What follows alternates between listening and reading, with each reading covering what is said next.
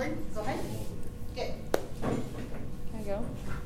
Okay, so today I'm going to be doing an origami demonstration. So very few things have been able to last centuries, being valued in past eras and carrying that relevancy into modern day society. One of those things is origami. It has, according to independent lens of PBS.org, paper and origami was originated in China in 105 AD. And then according to Kelly Richmond Abdow of MyModernMet.com, in 900 AD, Yuan Bao, a carefully folded yellow paper paper was part of Chinese funerals. And that's what those things on the left are. So they were strictly used for like religious ceremonial things. They were highly valued, and they have carried on throughout the years, and they're still relevant today. People still partake in the art. They still value it. They still respect it. So now going into my demonstration, I'll be doing a balloon, which is that. In real life, it's going to look like this in the end. And we're just going to go right into that. So the first fold we're going to do is a corner-to-corner fold, like so. And then you're going to do that to both sides. I started origami when I was like really young. I learned it from my grandma, actually. And so I've been kind of practicing technique and different types of folds and creations for a while. This is just one of the simpler ones. So after that fold, we're going to do a edge-to-edge fold, like so. And then we're going to do that to both edges as well.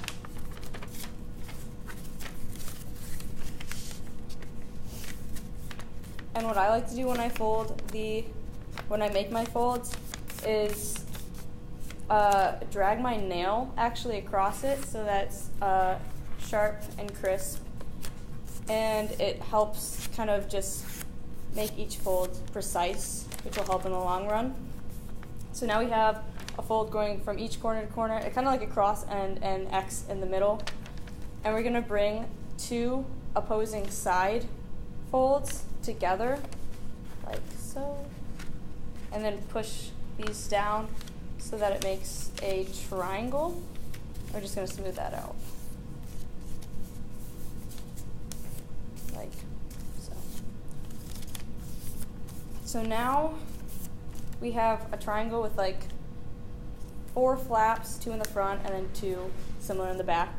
And you're going to fold it up into a diamond shape and do that on all 4 flaps. And I'm going to have to turn towards me.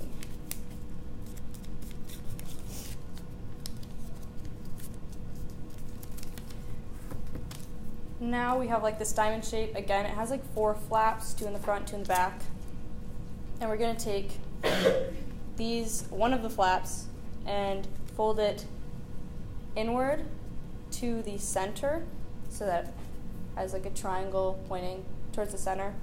And again, do that for every single side. It seems really repetitive, but it's really important to have every single side the same so that in the end it's perfect and symmetrical.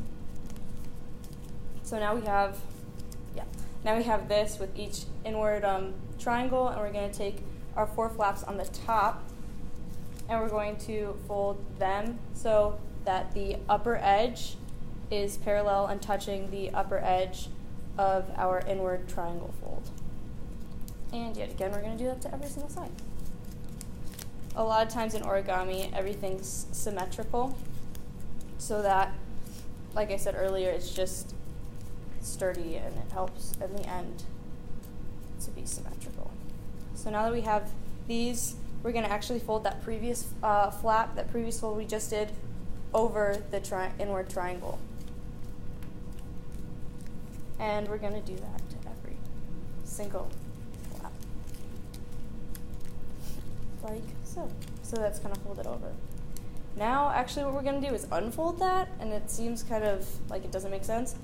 But really, that main fold that we just did was mostly for structural reasons, so that it like holds and it doesn't come out when you finally blow up the final balloon.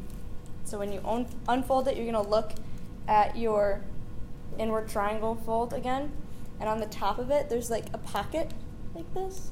You're going to take your double folded downward triangle and actually like pop it in there like that. And it's going to look like there wasn't ever a flap there because it's hidden by the pocket.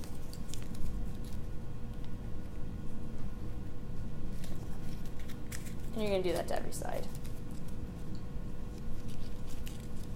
If I can get it. Okay. So that was our last fold, actually. And what we're finally going to do is look at both edges, both corners or points at the ends, and one's going to be closed off and the other's going to have an opening. What we're actually going to do is kind of just blow it up like a regular balloon. So you can go.